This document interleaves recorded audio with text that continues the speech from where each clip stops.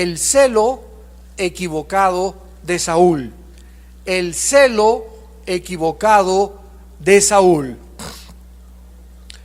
Inmediatamente después de la fiera persecución en la cual nos quedamos en la última conferencia de este libro, contra sus asustados enemigos los filisteos, Saúl buscó el favor y la bendición de Dios.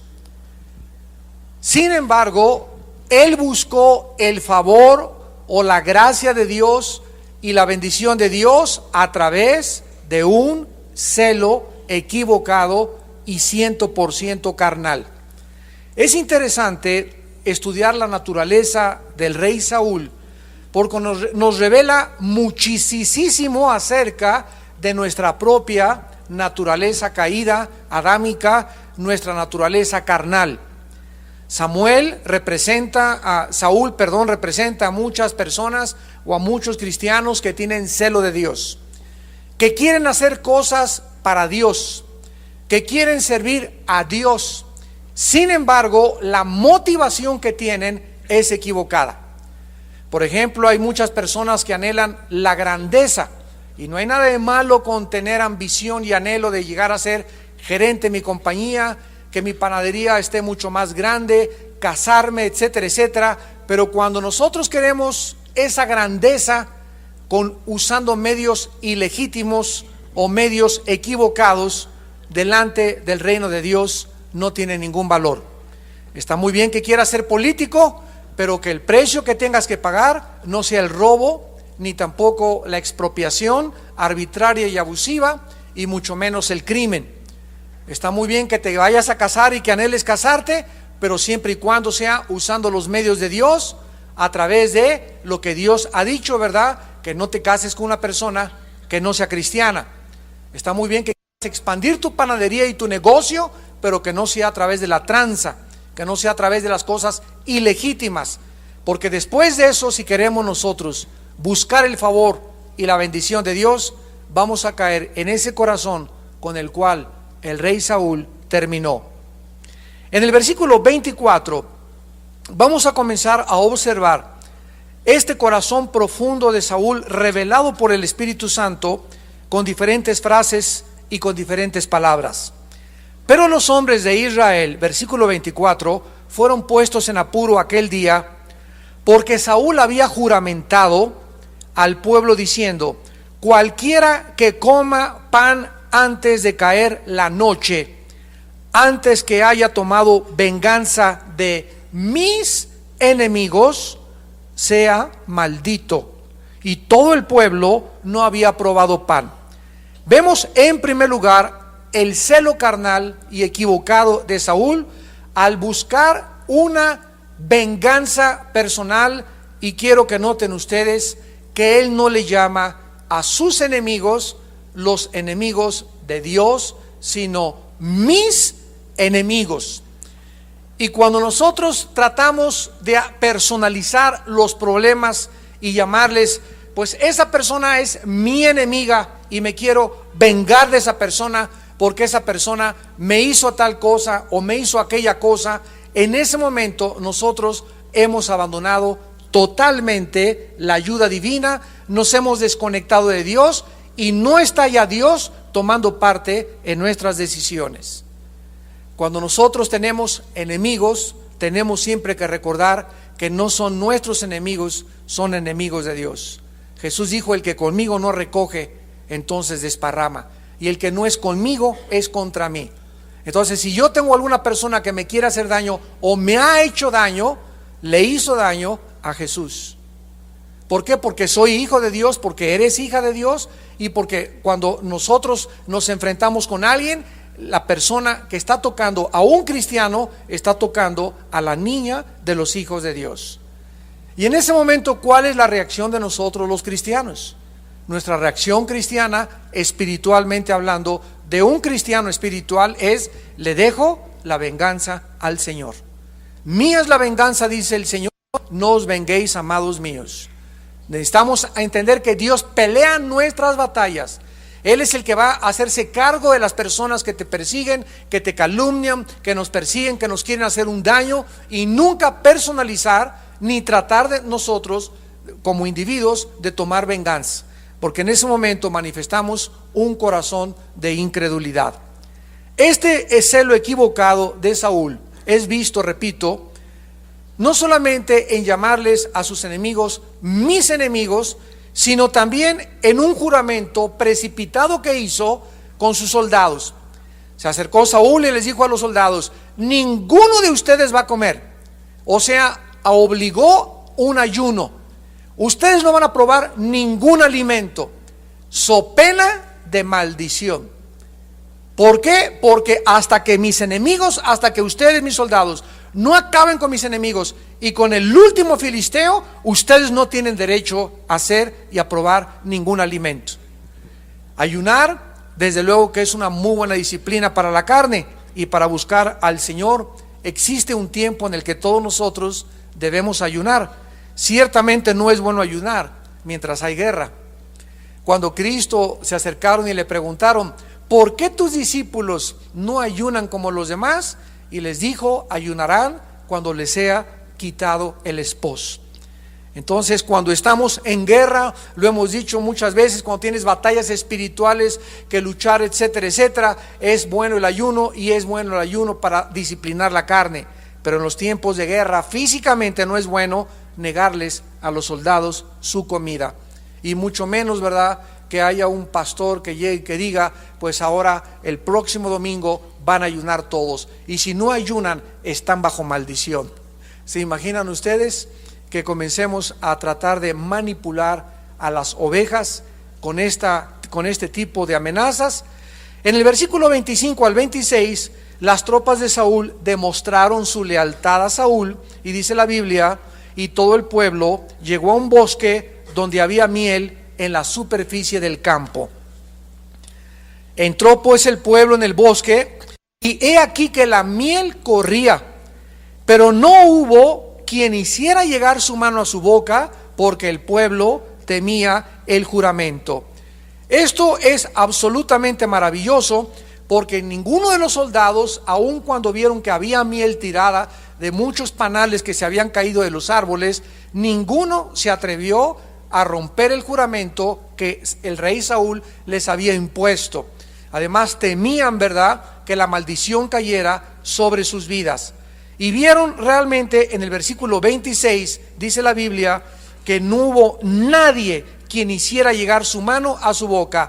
Pero Jonatán, versículo 27, recordamos que Jonatán era hijo de Saúl, no había oído cuando su padre había juramentado al pueblo, y alargó la punta de una vara que traía en su mano y la mojó en un panal de miel, y llevó su mano a la boca, y fueron aclarados sus ojos.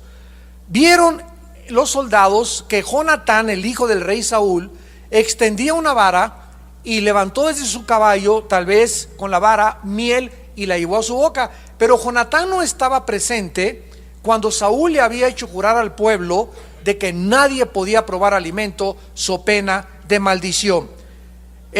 Jonatán no supo de este juramento forzoso, por lo que con la punta de la vara tomó de la miel, y al escuchar esto, dice la Biblia en el versículo 28, entonces habló uno del pueblo diciendo, hablándole a Jonatán: tu padre ha hecho jurar solemnemente al pueblo diciendo: maldito sea el hombre que tome hoy alimento. Y el pueblo desfallecía. Respondió Jonatán: mi padre ha turbado el país.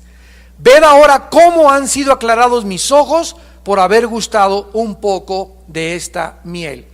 En el momento en el que Jonatán toma la miel y los soldados corriendo llegan y le dicen: Jonatán, tu padre hizo un juramento y maldito el que agarre esa miel, el mismo Jonatán se volteó a los soldados y reprendió y criticó a su padre diciendo: mi padre ha turbado el país.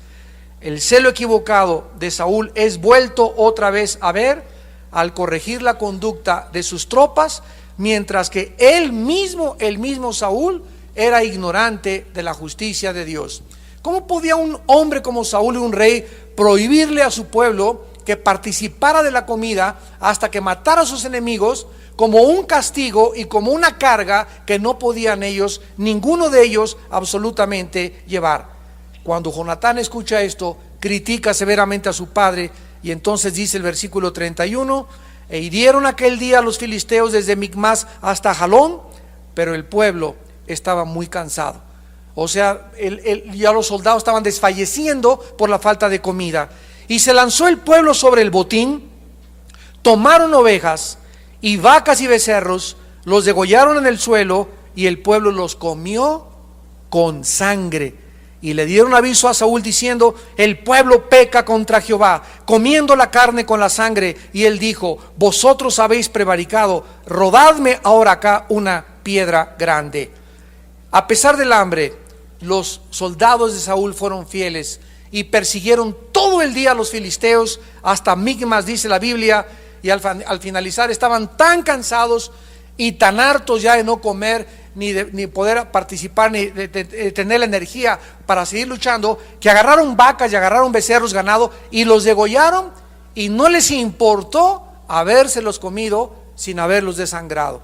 Con toda y la moronga se comieron la barbacoa, se comieron las filetes de miñón, de steaks, de sirloin, de vacas y de todo lo que pudieron ellos. Y aparentemente Saúl, dice la Biblia, que cuando oyó de esta violación, le fue revelada por uno de sus hombres, y Saúl les corrige inmediatamente, y Saúl interviene como si él realmente fuera un siervo de Dios. Dice el versículo 33, le avisaron a Saúl: los soldados, el pueblo peca contra Jehová, están comiendo carne con sangre. Y él dijo: ustedes han prevaricado, rodadme ahora acá una piedra grande. Nos damos cuenta que podemos nosotros, hermanos, llegar a ser jueces de pecados de otras personas, cuando en nuestra propia vida hay pecados mucho más grandes. Jesús lo expresó con estas palabras: nunca veas la paja en el ojo ajeno sin antes ver la viga en tu propio ojo. Y cuando una persona cae en la carnalidad, comienza a criticar cosas que absolutamente no tienen ninguna importancia, o tal vez importancia secundaria y superficial ante los ojos de Dios. Pero eso sí, esa persona que está criticando, esa persona que está acusando, esa persona que está señalando y está condenando a sus hermanos y está diciéndoles: es que esta persona hizo esto o aquello, esa persona nunca ha tenido la honestidad de analizar su propia vida. Y cuando nosotros caemos en este juicio de los demás, sin antes considerar cómo está nuestro corazón, dice la Biblia que cuando apuntamos a un dedo para acusarlo, le decimos: tú hiciste esto, 3 dedos nos apuntan a nosotros. Siempre que hagas eso, acuérdate que hay 3 dedos acusándote en contra de ti. ¿Se acuerdan cuando a Cristo le trajeron una mujer arrastrándole los cabellos y le dijeron: ahí está esa mujer, es adúltera, y la acabamos de agarrar en el mero acto infragante del adulterio? ¿Y Cristo qué les contestó? Ellos esperaban que le dijeran: sí, es cierto, mátenla a pedradas, porque así lo decía la ley de Moisés, que a los adúlteros, adúlteras los mataban a pedradas. Pero aquí había un problema con la gente que le trajo a esa mujer adúltera a Jesús. Trajeron a la mujer y no trajeron al varón. ¿Y cuántos varones, verdad, también caen en el mismo problema? Creemos que no, el adulterio para las mujeres está prohibido, pero para nosotros sí lo podemos hacer. Y cuando no trajeron al varón, nos damos cuenta que eran unos religiosos llenos de prejuicios, y le estaban diciendo a Cristo: pues ahora tú tienes que sentenciarla a muerte, porque así lo dice la ley de Moisés. Y si no lo hacía, y si Cristo les decía: no, perdónenla, lo iban a acusar de violar la ley de Moisés. O sea, lo querían entrampar. Y aparentemente no había más que 2 salidas: o Cristo la condenaba a muerte, o Cristo la perdonaba y violaba la ley, y lo podían acusar de violar la ley de Moisés. Sin embargo, Cristo siempre tenía una tercera salida.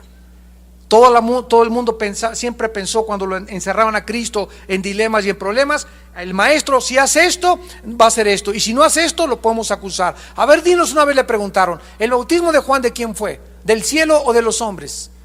Y cuando Cristo les contesta y les dice, ¿verdad? Ustedes contéstenme de quién fue, y les da una tercera salida, nunca los hombres pudieron entender que Cristo era una persona que no podíamos atraparlo, que sus pensamientos no son nuestros pensamientos y que Él tiene una sabiduría mucho más grande que la de nosotros. Cristo no les contestó, mátenla. Cristo no le dijo, perdónela. Cristo se hincó en el suelo y comenzó a escribir. Y tal vez comenzó a escribir amargura, malicia, adulterio con los ojos, malos pensamientos. Y los judíos, al ver lo que estaba escribiendo Cristo, comenzaron a verlo, y Él levantó los ojos y les dijo: el que usted esté libre de pecado, arroje la primera piedra contra esta mujer. O sea, no te atrevas a condenar a una persona y sentenciarla cuando tú mismo vives en pecado o tienes pecados mayores escondidos en tu corazón. Y esto nos hace en la vida ser misericordiosos y ser compasivos con la gente que cae en pecado. Porque la persona que cae en pecado, ¿verdad? Dice la Biblia que lo reprendamos con espíritu de mansedumbre y humildad, no sea que nosotros mismos no nos hayamos considerado y creamos que nosotros no vamos a caer en ese pecado. Entonces, si nosotros vamos a reprender a una persona, o si tú vas a acusar a una persona, nada más recuerda una cosa: antes de decir mi compadre, quiero decirles, hermanos, que mi compadre anoche lo agarramos con una botella de tequila Centenario Cuervo ahí en Garibaldi, gritando con los mariachis a la 1 de la mañana, y al otro día mi compadre es un borracho y ya lo sabe 5 o 10 personas a tu alrededor. Nunca te atreves a eso hasta que tú tengas el corazón de decir: antes de denunciar a mi compadre, voy a ir a la casa de mi compadre y le voy a tender la mano y le voy a decir: compadre, anoche estabas hasta el gorro de borracho, y mi comadre, tu esposa, me dijo que ya no, que llegaste todo hasta ahí guacareándote hasta tu casa, y que hasta con los mariachis llegaste a su casa, y vengo a darte la mano porque yo sé que tú estás mal. Antes de que quieras acusar a una persona, ¿estás dispuesto a restaurar a esa persona? Si no estás dispuesto a restaurar a la persona a la que tú acusas, no lo acuses, porque entonces caes, vuelvo a repetir, en lo que la Biblia llama el fariseísmo. Los fariseos juzgaban y apuntaban y señalaban, pero ellos no estaban dispuestos a esas personas a las que estaban señalando, ir por ellas y tratar de restaurarlas, tratar de sanarlas, tratar de rehabilitarlas. Dice a continuación en el versículo 35 que vemos en cuarto lugar el celo equivocado de Saúl, cuando él se atreve a edificarle un altar a Dios para buscar su favor, mientras él vivía egoístamente delante de Dios. Dice el versículo 35: y edificó Saúl altar a Jehová.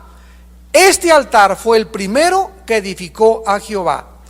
Esta vida centrada en sí mismo, como hemos visto hasta este momento, violó, ¿se acuerdan ustedes?, el sacerdocio, o desobedeció totalmente al profeta Samuel, pervirtió totalmente la palabra de Dios, y ahora se atreve él a edificarle un altar a Dios cuando el altar estaba prohibido que lo pudieran levantar. Miren, por ejemplo, en el libro de Deuteronomio capítulo 12. Deuteronomio capítulo 12, antes de Samuel regresen 2 libros, Jueces, y tenemos Deuteronomio capítulo 12, versículo 13 al 14. La ley escribía: cuídate de no ofrecer tus holocaustos en cualquier lugar que vieres, sino que en el lugar que Jehová escogiere, en una de tus tribus, allí ofrecerás tus holocaustos y allí harás todo lo que yo te mando. O sea, ¿qué hizo Dios? Escogió un lugar y dijo: aquí, junto a esta bocina, junto a este árbol, en este lugar geográfico, vas a sacrificar cuando quieras matar un chivo, una vaca o un toro. Y había mucha gente que decía: bueno, se trata de matar un toro, pues se me antoja este árbol del huizáchel, aquí junto a arbolito voy a matar a mi chivito. No, pues se trata de eso, voy a matar aquello. Y comenzamos a pensar que estamos haciendo algo bueno porque Dios mandó a hacer los sacrificios, pero no lo estamos haciendo de acuerdo como la Biblia lo dice.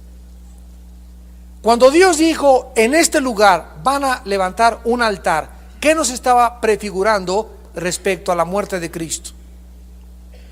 Estamos profundizando.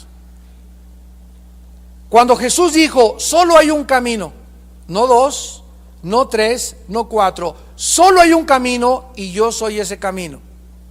Solo hay una verdad, no hay dos, no hay tres. No es cierto que los musulmanes, los budistas, los maometanos, los mormones, los testigos de Jehová, todos tienen su verdad. Jesús dijo, solo hay una verdad, solo hay un camino y solo hay una sola vida eterna. Y estas tres cosas yo lo soy. Cuando Jesús dijo, yo soy el camino, Él estaba diciendo que la cruz es el lugar que Dios escogió para que fuera en ese lugar, en el monte Calvario, en la cruz del Calvario, donde el hombre pudiera encontrarse con Dios. Y si el hombre está tratando de encontrarse con Dios a través de los gurús, a través de los lamas, a través de las religiones, a través de irme de rodillas a la villa, a través de sacrificios, a través de pertenecer a una iglesia, a través de dar ofrendas, a través de dar dinero, y no vengo a la cruz a encontrarme donde Dios estableció que ahí podía yo recibir el perdón de mis pecados, yo estoy haciendo y siguiendo la religión de Caín. ¿Cuál es la religión de Caín? Tratar yo de buscarme el favor de Dios a mi manera, como yo lo pienso, como yo lo creo, como yo me lo imagino. Pues yo me imagino que mi Dios no mandaría al infierno. Bueno, ese es tu Dios, no es el Dios de la Biblia. Pues mi Jesús dice que todas las religiones son iguales y que todas llevan a Dios. Ese es el Jesús que tú inventaste, no es el Jesús de la Biblia. ¿Me van siguiendo? Y la fe consiste precisamente en creerle a Dios. En creerle a Dios que lo que Él ha dicho es verdad. Y no lo que nosotros nos imaginamos o lo que nosotros creamos que es la forma de acercarnos a Dios. Y ahí está Saúl, bueno, en un altar, yo lo voy al altar y está prohibido por la ley que Saúl levantara el altar. Y esta vida insensible ya se había manifestado de una fe inconstante en su insensibilidad espiritual de Saúl, en su precipitado juramento de no coman nadie hasta que maten a mis enemigos. Y a pesar de su corazón corrupto, ahora él quiere hacerle un altar a Dios. Bueno, pues voy a ir a la villa y le voy a rezar a la Virgencita y con mi pacho de tequila aquí atrás. Y voy a venir el domingo y santo, santo, santo. Y anoche nada más le di 3 cachetadas a mi esposo. Pero que no exagere, ¿verdad? Porque hay unos que se las turten y yo nada más le di 3 cachetadas. Como dijo un hermano hace algunos días. Le invitamos para que pudiera responder a las acusaciones de su esposa. Su esposa dice que lo maltrata y llega este hermano y bueno, quién sabe, a lo mejor ni hermano era, ¿no? Pero le digo, oye, ¿por qué maltrata a tu esposa? Y me dice, nada más por las cachetadas que le doy. O sea, yo me quedé así, o sea, que para ti darle cachetadas no es maltrato, o sea, para él era normal.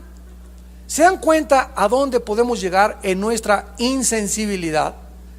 Pues bueno, yo fumo, ¿verdad? Y me las trueno, pero hay gente que es peor que yo.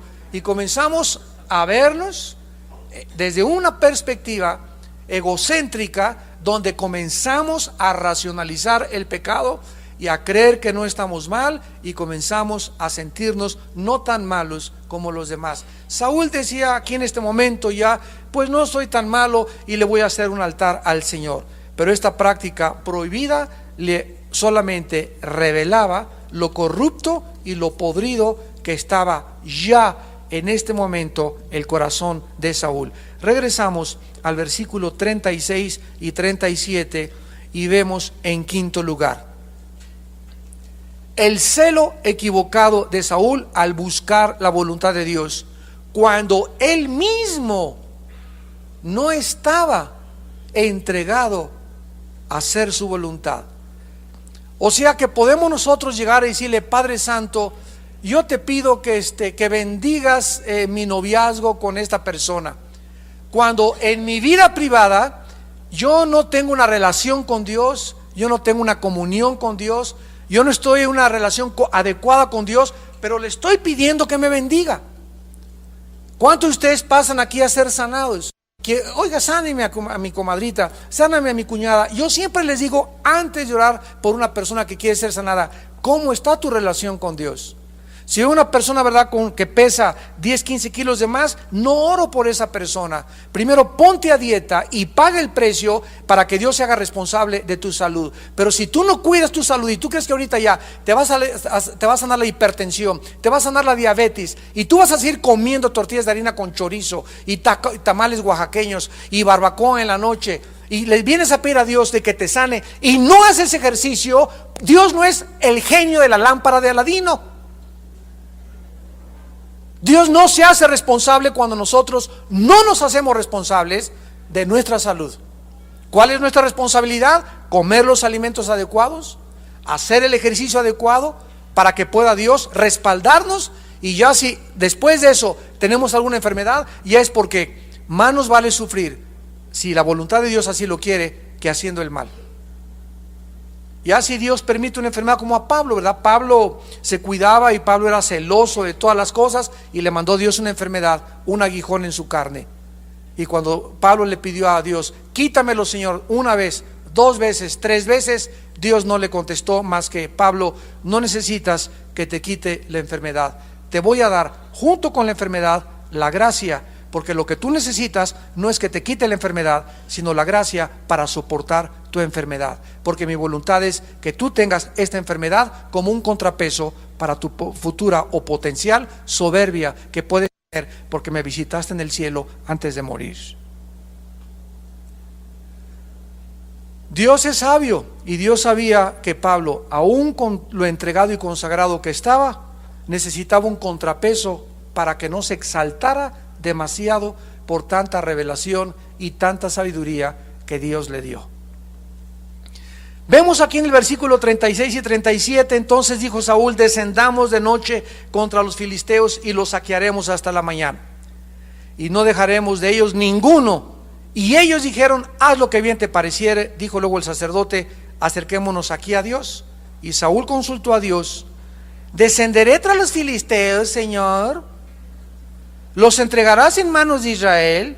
Mas Jehová no le dio respuesta aquel día.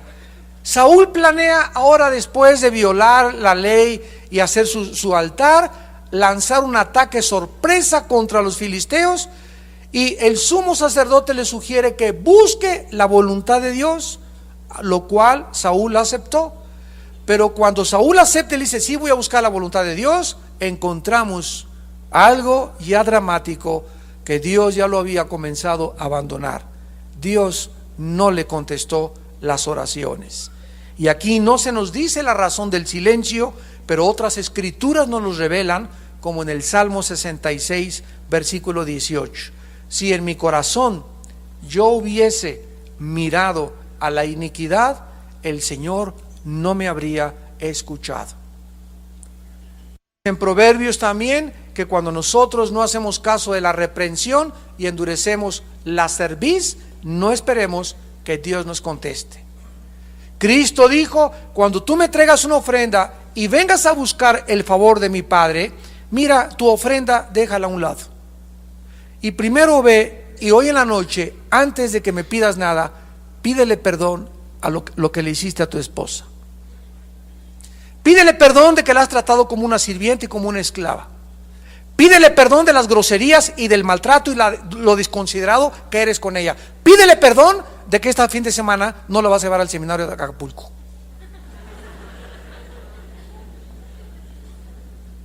Porque muchos de ustedes no van al seminario no porque no tengan dinero, sino porque nunca han considerado que es importante para tu esposa y tu matrimonio. Porque hace 6 meses pudiste haber abonado 50 pesos cada 15 días, cada semana 50 pesos, 100 pesos, para que pudieras llegar a alcanzarte. Entonces nunca jamás digas: es que no tuve, porque la voluntad de Dios es que tuvieras, porque es la voluntad de Dios que oiga su palabra y que tengamos de vez en cuando otra luna de miel. Pero es que no te interesa, ¿esta para qué la llevo? Que se suba una calandria en Xochimilco. Vemos el versículo 38 en adelante, el sexto lugar, el celo equivocado de Saúl, en su búsqueda para encontrar al pecador cuando él mismo vivía ofendiendo a Dios. Recordamos que Jonatán recogió la miel. Y entonces dice el versículo 38, entonces dijo Saúl: vengan acá los principales del pueblo y sepan y vean en qué ha consistido este pecado hoy. Gran pecado, alguien había comido y alguien había roto el juramento. Ya fueron ahí con el chisme con Saúl. Porque vive Jehová, versículo 39, dice Saúl, que salva a Israel, que aunque fuera en Jonatán mi hijo, de seguro morirá. Y no hubo en todo el pueblo quien le respondiese. Dijo luego a todo Israel: ustedes estarán a un lado y yo y Jonatán mi hijo estaremos al otro lado. Y el pueblo respondió a Saúl: haz lo que bien te pareciere. Entonces dijo Saúl a Jehová Dios de Israel: da suerte perfecta. Y la suerte cayó sobre Jonatán y Saúl, y el pueblo salió libre. Y Saúl dijo: echen suertes entre mí y Jonatán mi hijo. Y la suerte cayó sobre Jonatán. Saúl mandó traer a todos los líderes y a todos los principales generales, y dijo: pónganse ahí el pueblo, y Saúl y mi hijo, yo de este lado, ustedes allá y acá. Y no importa que la suerte caiga sobre mi hijo o el volado que vayamos a echar, pero Dios va a decidir el volado, quién es el que ha pecado y el que ha turbado al pueblo de Israel, cuando él mismo era el que había turbado todo eso. Cuando él mismo era la causa de todo lo que estaba sucediendo, su inseguridad, su inconstancia, su inestabilidad, y todo llegaba le echaba la culpa a su hijo, que era su hijo el culpable de sus problemas. Y cuando avientan la suerte, primero la suerte cae sobre los dos. Y te imaginas a Saúl, a ver, ponte ahí Jonatán y aquí yo, y el pueblo estaba totalmente descartado, nadie el pueblo era el culpable. Y después, cuando echa la suerte, cae la suerte sobre Jonatán. Y en ese momento Saúl, que había hecho un juramento, él sabía perfectamente bien que él tenía que cumplir el juramento, no importándole que él sabía que él era el culpable, pero sin embargo estaba tan obscurecido su entendimiento, tan nublada su razón, estaba tan enceguecido en sus decisiones, que ya lo que él hablaba y lo que él decía eran incoherencias. Ya comenzaba a demostrar lo que se conoce en psicología como insanidad mental.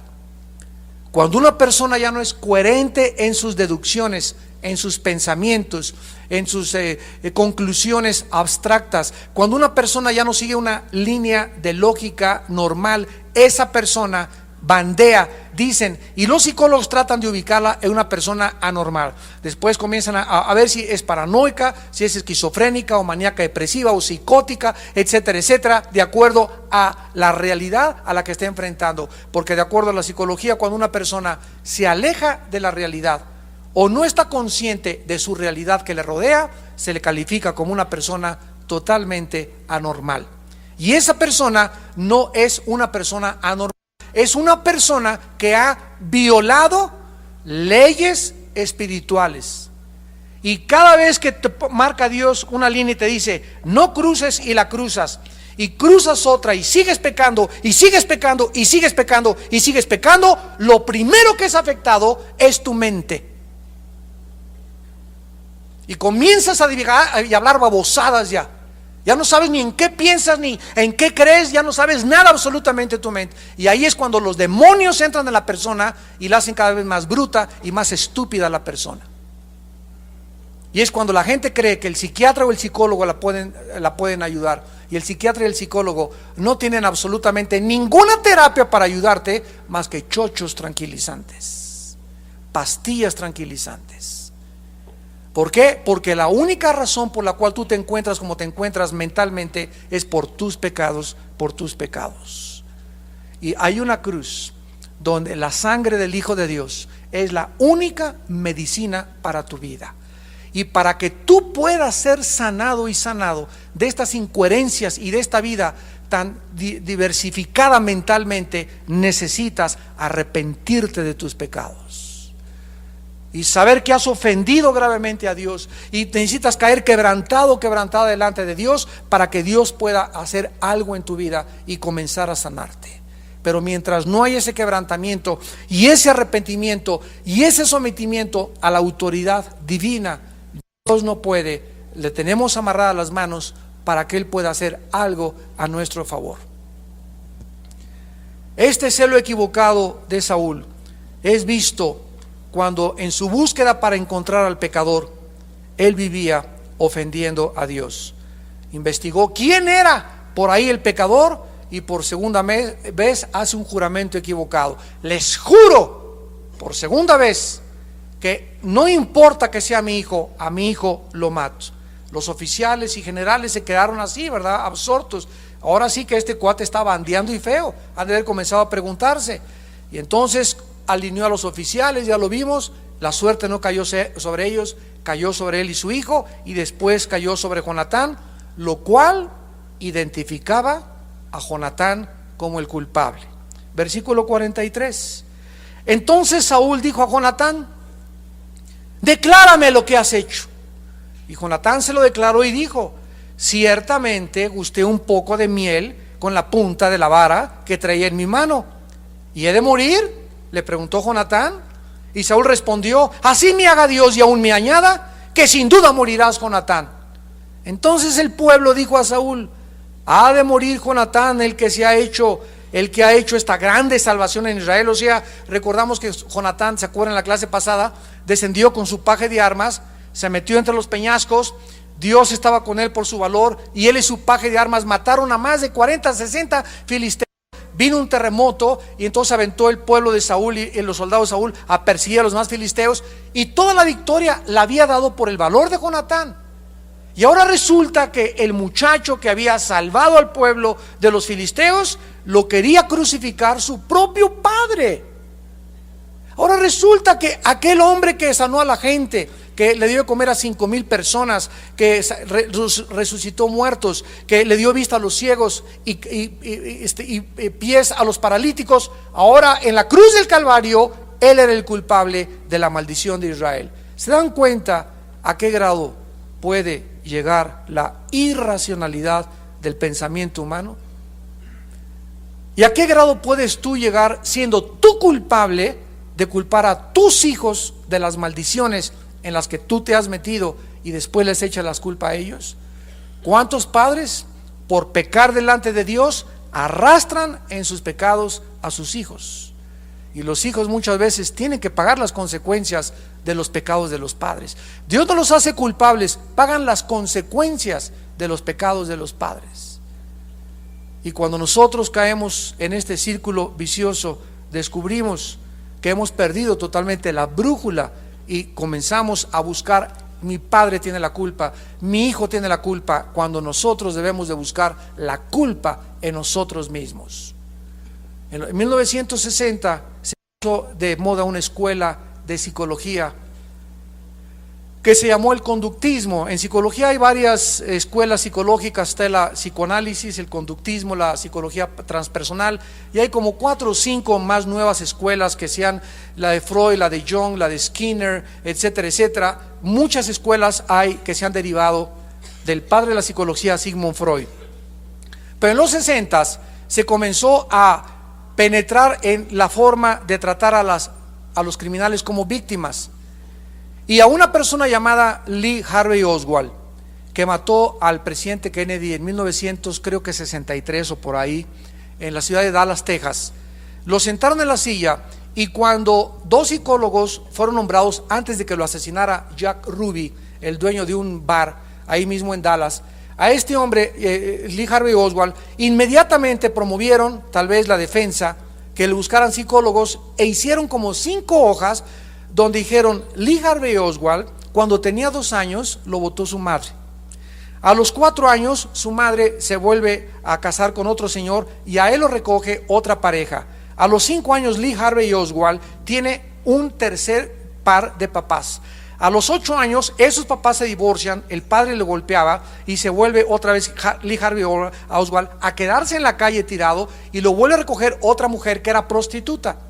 A los 11 años de edad, violan a Lee Harvey Oswald, y a los 13 años de edad él huye de su casa, a los 14 años de edad, sin nunca haber tenido un padre, sin nunca haber tenido una madre, haber vivido siempre rechazado y haber siempre vivido con parejas divorciadas. Y en conclusión, él es una víctima porque esta persona no puede ser culpable de un crimen, ya que el medio ambiente orilló a Lee Harvey Oswald a ser un asesino.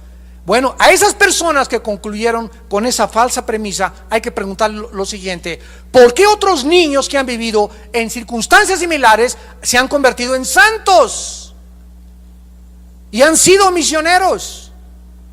Cuando han atravesado el mismo ambiente, ¿qué hizo la diferencia?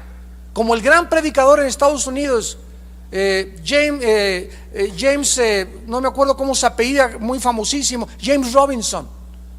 Ese muchacho, su mamá lo tiró al bote de la basura a los 2 años de edad y se crió con prostitutas. En un prostíbulo se crió James Robinson, que era el sucesor de Billy Graham en Estados Unidos. Actualmente fue presidente de las Bautistas del Sur en todo el estado de Texas. Y ese muchacho nunca conoció un padre, nunca conoció una madre, y sin embargo a los 16 años le hablaron de Jesucristo y se convirtió. Y Harvey Oswald también oyó de Cristo porque estuvo encerrado 7 meses en un seminario. ¿Cuál fue la diferencia entonces entre los dos? No es el medio ambiente, son las decisiones que nosotros tomamos en la vida lo que determina la bendición o la maldición de nuestra vida. Nadie puede echarle la culpa a su medio ambiente. Mi mamá, mi papá, me pasó esto, porque caes en un círculo vicioso del cual nunca sales. La gracia de Dios es más grande que las heridas que el mundo te infligió cuando eras niño. La gracia de Dios es más grande que los problemas que tuviste en tu juventud. La gracia de Dios es poderosa para sanar todas las heridas, pero hay gente, hay seres humanos que no quieren ser sanados, que quieren seguir toda la vida lamiéndose sus heridas. Pobrecito, mira, esta me lo hizo mi mamá, esta me lo hizo mi papá, esta mis cuñados me violaron, y se la pasan lamiéndose en un pozo de autolástima, compadeciéndose de ellos mismos, en lugar de poder salir de ese pozo. Decía mi abuelita, cuando una persona se cae al agua, su problema no es que la persona que se cae al agua se ahoga, se ahogan los que no quieren nadar. Y dicho cristianamente, no es el que se cae al agua el que se ahoga, sino el que no quiere agarrar el salvavidas que le han aventado. Entonces ahí estamos ahogándonos, ¿verdad? En la vida.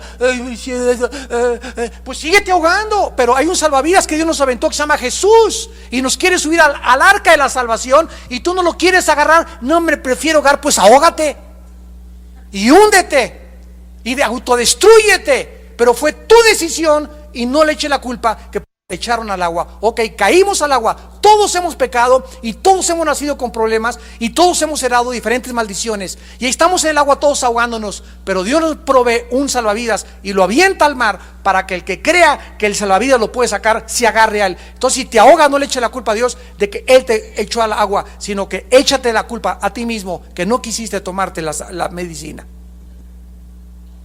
¿Se acuerdan del cuento del granjero? Que vino el tiempo de la cosecha y el granjero comenzó a meter la hoz, y toda la cosecha que estaba chueca, las calabacitas que estaban chuecas, las comenzaron a tirar al fuego para que se quemaran. Y había una calabacita que estaba así chueca, y la recogieron y la aventaron al fuego, y comenzó a gritar la calabacita: ay, ¿por qué me avientan al fuego? ¿Por qué estoy aquí quemándome? Yo no escogí haber nacido chueca. Y oí una voz que le dice: estás en el fuego no porque naciste chueca, sino porque nunca quisiste la medicina para enderezarte. Y así en el infierno va a haber mucha gente: yo no tengo la culpa que me haya pasado esto en la vida, yo no tengo la culpa de aquello. Dios no te va a culpar de eso. La culpa está en que la luz vino al mundo y los hombres rechazaron las tinieblas, en que Cristo ha querido entrar a tu vida y tú lo has rechazado. Has preferido sumirte en tu autolástima y en tu desesperación que en agarrarte el salvavidas. Padre, creo en tu cruz, sácame, sáname, sálvame, provee, dirígeme, no me quiero soltar de ti, quiero vivir para ti, quiero seguirte hasta el último día de mi vida. Pero la gente prefiere, repito, ahogarse, autodestruirse, que tomar el arca y la sangre de Jesucristo para untarla en tus heridas y la sangre de Cristo nos limpia de todas las maldades, de todos los traumas, de todos los complejos, de todos tus prejuicios que tengas en tu vida, que te ocasionó tu papá, tu medio ambiente, el lugar donde tú viviste, tu juventud, pero tú no quieres absolutamente querer nada con Dios. Saúl comenzó a manifestar definitivamente esto cuando le dijo a su hijo Jonatán: te voy a matar, tú eres culpable. Y en el versículo 43 en adelante dice la Biblia que entonces el celo de Saúl es visto finalmente cuando busca justificarse delante de Dios, condenando a su propio hijo inocente. El pueblo, versículo 45, se levantó y le gritó a Saúl: ha de morir Jonatán, el que ha hecho esta grande salvación en Israel. No será así. Vive Jehová, que no ha de caer un cabello de su cabeza en tierra, pues que ha actuado hoy con Dios. Y así el pueblo libró de morir a Jonatán. Saúl dejó seguir a los filisteos y los filisteos se fueron a su lugar. Cuando Saúl le preguntó lo que había, Jonatán le confesó: solamente tomé un poco de miel, papá. ¿Tú crees que por haber tomado un poco de miel merezco yo morir? En ese momento Saúl debió haber dicho: si yo estoy exigiéndole a mi hijo que pague por una cosa tan insignificante, ¿cuánto más Dios, si me hablara a mí en este momento, me hubiera dicho: tú desde cuándo estuvieras muerto? ¿Se acuerdan ustedes cuando, para terminar, cuando David pecó y estaba en el techo de su casa? Segundo de Samuel, lo vamos a estudiar más adelante, los meses que siguen. Y en lugar de que estuviera en la guerra, peleando las batallas, Saúl estaba en una vida ociosa.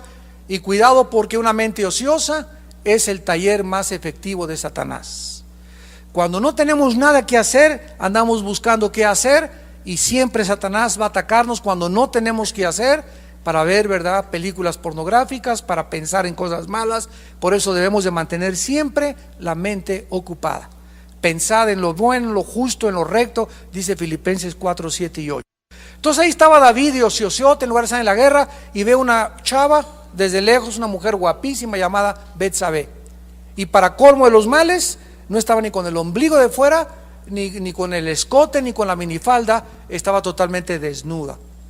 Y se le queda mirando David, y un rey en la posición, un político en la posición, una persona que tiene poder, cree realmente que tienen derecho a todo y que todo lo pueden obtener, inclusive cuando ellos quieran, a la hora que quieran, y más cuando tienen poder y cuando tienen dinero. Pues fueron por la muchacha Betsabé. David la trajo a su palacio y le avisaron que era casada con un soldado llamado Urías. Y dijo David: no hay ningún problema, mándenlo al frente de la batalla, y que sea de los primeros, que sea carne de cañón, que lo maten y que lo mueran, que se muera. Y entonces Urías regresa al palacio, y Betsabé ya estaba embarazada. Y dijo David: híjole, ahora sí que estoy pero en aprietos, aunque le vea la pancita va a estar, pero aquí tremenda la cosa, ¿no? Entonces emborrachan a Urías para que pueda meterse con Betsabé y echarle la culpa a Urías de que el niño es de Urías. Y Urías era tan buen soldado que dice: yo no puedo, mientras mis amigos están en la batalla, meterme con mi mujer y tener relaciones, porque la Biblia prohibía en Deuteronomio que cuando alguien fuera a la batalla se abstuviera de tener relaciones, porque estaban en el frente de la batalla. Era más importante la batalla, las relaciones y la satisfacción sexual. Entonces Urías no tiene relaciones con Betsabé y le avisan a David. ¿Sabes una cosa? Que ni así se pudo. Entonces dijo David: mándenlo al frente de batalla y que se lo echen, que se muera. Y pues matan a Urías. Y David ahora, después del adulterio, era un asesino. Y pasa un año, y Betsabé con su pancita creciendo, y el niño estaba a punto de nacer. Y entonces David, durante un año, David no pudo darse cuenta de su tremendo pecado delante de Dios. Y sabemos que amaba a Dios, pero él no creía que había hecho cualquier cosa, porque pues Abraham tuvo varias mujeres, Salomón su hijo muchas mujeres iba a tener, etcétera, etcétera. Él no creía todavía, no estaba ubicado ni centrado en la gravedad de su pecado. ¿Qué hace Dios con David? Le manda un profeta llamado Samuel y le dice: oye David, te vengo a contar un cuento. A ver, dime, Samuel. Había un pastorcito que tenía como 10 o 15 ovejas. Y entonces llega a otro rebaño y le quita una oveja, la más preciada que tenía un pastorcito, y se la trae con ella. Ese pastorcito, ¿qué juicio debemos hacerle? Y se para David y dice: ese hombre debe de morir. Y Samuel se levanta y le dice: tú eres ese hombre. A través de un cuento le ilustra a David, y en eso David se da cuenta claramente de que él era culpable de algo muy grave delante de Dios. No es hasta que el Espíritu Santo nos ilumina y echa la luz en la perversidad y en la maldad que tenemos en nuestro corazón que podemos darnos cuenta ante Dios de cuán grandes son nuestros pecados delante de Dios, de cuánta es la maldad que traemos dentro, para que podamos verdaderamente caer de rodillas y arrepentirnos de nuestros pecados. Mientras sigamos considerando: no fue tan grave lo que hice, no fue tan malo lo que hice, hay personas que han hecho peores cosas que yo, nunca podrá Dios arreglar ni reparar nuestro corazón. Y Saúl llegó a ese momento en su vida donde él creyó que él ya no era culpable de esos pecados y que podía echarse una canita al aire de vez en cuando, ver una película pornográfica de vez en cuando, echarse un tequilita de vez en cuando, una mujercita de vez en cuando, un negocio sucio de vez en cuando, no pagar impuestos de vez en cuando, y las pequeñas zorras entran a nuestra casa y se comen las uvas. Pequeñas cositas que se juntan en nuestra vida alrededor, al ratito se hace un grande montón de pecados. Y cuando nosotros no vivimos en comunión con Dios, ni con hermanos que nos amen lo suficiente para decirnos en nuestra cara: tú lo que estás haciendo estás mal, y tú no debes hacer estas cosas, el pecado endurece el alma, endurece el corazón, y no queda después más que el juicio de Dios. Oremos. Señor, líbranos de llegar a la insensibilidad, a la dureza del corazón a la que llegó Saúl. Gracias porque tú nos vas a seguir enseñando grandes verdades a través de su vida y de estos dos libros, primero y segundo de Samuel, para que nosotros también podamos asomarnos a nuestro corazón y nunca perder la sensibilidad al pecado. Por lo cual, como dice el Espíritu Santo: si oyeres hoy su voz, no te endurezcas. Miren, hermanos, que no haya en ustedes un corazón malo de incredulidad. Porque es la incredulidad, el no creer que eres un Dios santo, que demanda santidad, lo que nos aparta de ti, Señor. Es ese corazón malo entre nosotros de incredulidad, porque no creemos cuando pecamos que eres santo. Si nosotros creyésemos verdaderamente que tú eres santo, no pecaríamos, porque tu temor habitaría en nuestra alma. Antes, exhórtense unos a otros todos los días, para que ninguno se endurezca por el engaño del pecado. El pecado tiene una propiedad particular, que es engañarnos, seducirnos, hacernos creer que podemos seguir con ese pecado sin ser juzgados por ti. Pero el pecado siempre nos llevará más lejos de lo que pensamos que nos iba a llevar. El pecado nos endurecerá más de lo que pensamos que nos iba a endurecer. Y las consecuencias que vamos a pagar por nuestros pecados van a ser más grandes de las que nos imaginamos que íbamos a pagar. Porque la paga del pecado es la muerte. Aborrecer el pecado, dice la Biblia, y amar el bien, Y si invocáis por Padre aquel que sin acepción de personas juzga a cada uno de nosotros, sin hacer acepción de personas, andemos con temor durante todo el tiempo de nuestra peregrinación. Vivamos con la conciencia que hay un Dios que sus ojos nos ven, sus párpados nos examinan, y que no hay absolutamente ningún secreto en nuestra vida que Dios no haya de sacar tarde o temprano a la luz. Cuando vivimos con esta conciencia, dejaremos de pecar, porque sabemos que Dios juzga a todo aquel y disciplina que recibe como hijo. En esta tarde Dios te invita, amigo y amiga, que nos visitas tal vez esta tarde por primera vez. Dios te invita a que vengas a la cruz. Es el único lugar donde tú vas a poder encontrar sanidad, perdón por tus pecados y por tu vida de pecado, y sobre todas las cosas, que la Biblia dice que no solamente Dios te quiere sanar, sino que te va a dar una nueva vida, una vida resucitada, una vida con el poder para no pecar ya como pecábamos antes, una vida donde podemos tener esa paz y esa seguridad y ese sentido y ese propósito en la vida, que es lo único que necesitamos para poder en la vida ser felices. Nuestra alma solo puede tener descanso en la presencia de Dios, porque fuimos creados para no pecar. El pecado es una anormalidad en el ser humano. La santidad es lo normal. Fuimos creados para ser santos, porque eso es lo normal de una criatura criada a la imagen y semejanza de Dios, para que podamos ser como nuestro Creador, vivir en la santidad y en la eternidad para siempre en su presencia. Persiguen, que te calumnian, que nos persiguen, que nos quieren hacer un daño, y nunca personalizar ni tratar de nosotros como individuos de tomar venganza, porque en ese momento manifestamos un corazón de incredulidad.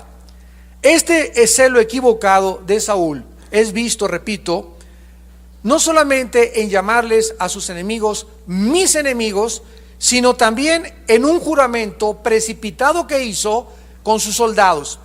Se acercó Saúl y les dijo a los soldados: ninguno de ustedes va a comer. O sea, obligó un ayuno. Ustedes no van a probar ningún alimento, so pena de maldición. ¿Por qué? Porque hasta que mis enemigos, hasta que ustedes, mis soldados, no acaben con mis enemigos y con el último filisteo, ustedes no tienen derecho a hacer y a probar ningún alimento. Ayunar, desde luego que es una muy buena disciplina para la carne y para buscar al Señor. Existe un tiempo en el que todos nosotros debemos ayunar. Ciertamente no es bueno ayunar mientras hay guerra. Cuando Cristo se acercaron y le preguntaron: ¿por qué tus discípulos no ayunan como los demás? Y les dijo: ayunarán cuando les sea quitado el esposo. Entonces, cuando estamos en guerra, lo hemos dicho muchas veces, cuando tienes batallas espirituales que luchar, etcétera, etcétera, es bueno el ayuno, y es bueno el ayuno para disciplinar la carne.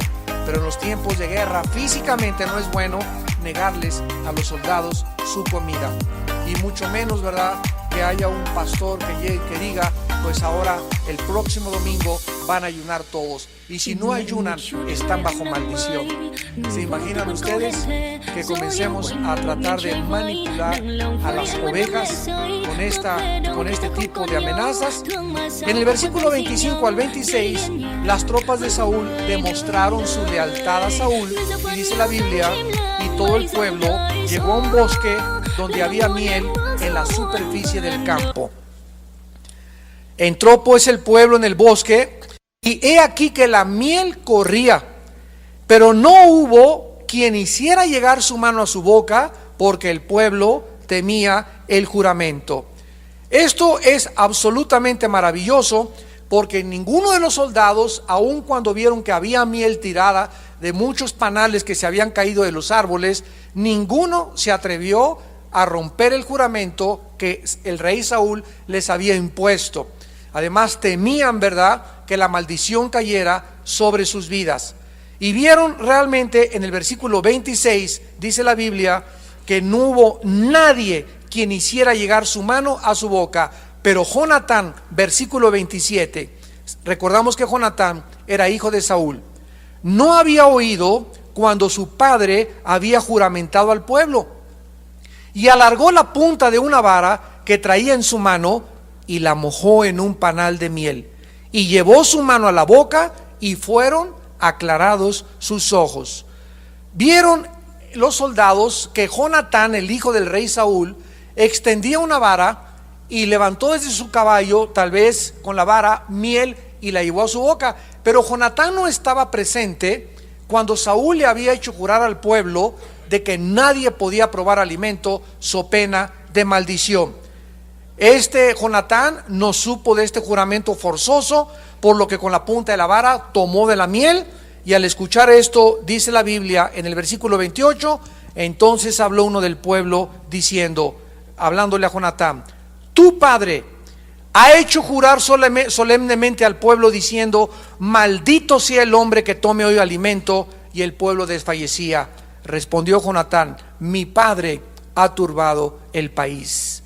Ved ahora cómo han sido aclarados mis ojos por haber gustado un poco de esta miel. En el momento en el que Jonatán toma la miel y los soldados corriendo llegan y le dicen: Jonatán, tu padre hizo un juramento y maldito el que agarre esa miel, el mismo Jonatán se volteó a los soldados y reprendió y criticó a su padre diciendo: mi padre ha turbado el país. El celo equivocado de Saúl es vuelto otra vez a ver al corregir la conducta de sus tropas, mientras que el mismo Saúl era ignorante de la justicia de Dios. ¿Cómo podía un hombre como Saúl, un rey, prohibirle a su pueblo que participara de la comida hasta que matara a sus enemigos, como un castigo y como una carga que no podían ellos, ninguno de ellos, absolutamente llevar?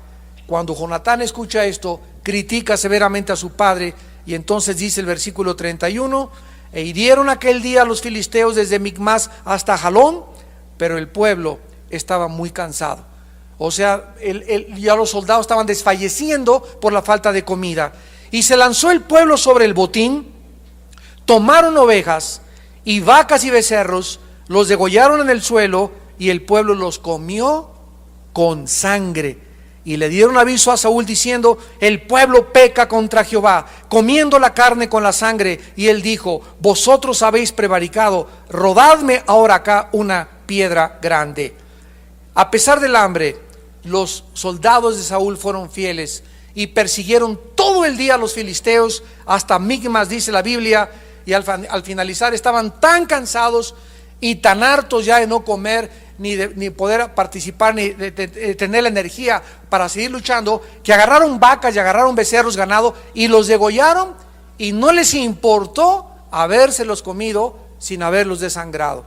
Con toda y la moronga se comieron la barbacoa, se comieron las filetes de miñón, de steaks, de sirloin, de vacas y de todo lo que pudieron ellos. Y aparentemente Saúl, dice la Biblia, que cuando oyó de esta violación, le fue revelada por uno de sus hombres, y Saúl les corrige inmediatamente, y Saúl interviene como si él realmente fuera un siervo de Dios. Dice el versículo 33, le avisaron a Saúl: los soldados, el pueblo peca contra Jehová, están comiendo carne con sangre. Y él dijo: ustedes han prevaricado, rodadme ahora acá una piedra grande. Nos damos cuenta que podemos nosotros, hermanos, llegar a ser jueces de pecados de otras personas, cuando en nuestra propia vida hay pecados mucho más grandes. Jesús nos expresó con estas palabras: nunca veas la paja en el ojo ajeno sin antes ver la viga en tu propio. Y cuando una persona cae en la carnalidad, comienza a criticar cosas que absolutamente no tienen ninguna importancia o tan tal vez importancia secundaria y superficial ante los ojos de Dios, pero eso sí, esa persona que está criticando, esa persona que está acusando, esa persona que está señalando y está condenando a sus hermanos y está diciéndoles, es que esta persona hizo esto o aquello, esa persona nunca ha tenido la honestidad de analizar su propia vida. Y cuando nosotros caemos en este juicio de los demás, sin antes considerar cómo está nuestro corazón, dice la Biblia que cuando apuntamos a un dedo para acusarlo, le decimos, tú hiciste esto, 3 dedos nos apuntan a nosotros. Siempre que hagas eso, acuérdate que hay 3 dedos acusándote en contra de ti. ¿Se acuerdan cuando a Cristo le trajeron una mujer arrastrándole los cabellos y le dijeron, ahí está esa mujer, es adúltera, y la acabamos de agarrar en el mero acto infragante del adulterio? ¿Y Cristo qué les contestó? Ellos esperaban que le dijeran, sí es cierto, mátenla a pedradas, porque así lo decía la ley de Moisés, que a los adúlteros, adúlteras los mataban a pedradas. Pero aquí había un problema. La gente que le trajo a esa mujer adúltera a Jesús, trajeron a la mujer y no trajeron al varón. ¿Y cuántos varones, verdad, también caen en el mismo problema? Creemos que no, el adulterio para las mujeres está prohibido, pero para nosotros sí lo podemos hacer. Y cuando no trajeron al varón, nos damos cuenta que eran unos religiosos llenos de prejuicios y le estaban diciendo a Cristo, pues ahora tú tienes que sentenciarla a muerte, porque así lo dice la ley de Moisés. Y si no lo hacía, y si Cristo les decía, no, perdónenla, lo iban a acusar de violar la ley de Moisés. O sea, lo querían entrampar. Y aparentemente no había más que 2 salidas. O Cristo la condenaba a muerte, o Cristo la perdonaba y violaba la ley. Y lo podían acusar de violar la ley de Moisés. Sin embargo, Cristo siempre tenía una tercera salida. Todo el mundo siempre pensó cuando lo encerraban a Cristo en dilemas y en problemas, el maestro, si hace esto, va a hacer esto, y si no hace esto, lo podemos acusar. A ver, dinos, una vez le preguntaron, ¿el bautismo de Juan de quién fue? ¿Del cielo o de los hombres? Y cuando Cristo les contesta y les dice, ¿verdad? Ustedes contéstenme de quién fue, y les da una tercera salida, nunca los hombres pudieron entender que Cristo era una persona que no podíamos atraparlo, que sus pensamientos no son nuestros pensamientos y que Él tiene una sabiduría mucho más grande que la de nosotros. Cristo no les contestó, mátenla. Cristo no le dijo, perdónela. Cristo se hincó en el suelo y comenzó a escribir. Y tal vez comenzó a escribir amargura, malicia, adulterio con los ojos, malos pensamientos. Y los judíos, al ver lo que estaba escribiendo Cristo, comenzaron a verlo, y Él levantó los ojos y les dijo, el que usted esté libre de pecado, arroje la primera piedra contra esta mujer. O sea, no te atrevas a condenar a una persona y sentenciarla cuando tú mismo vives en pecado o tienes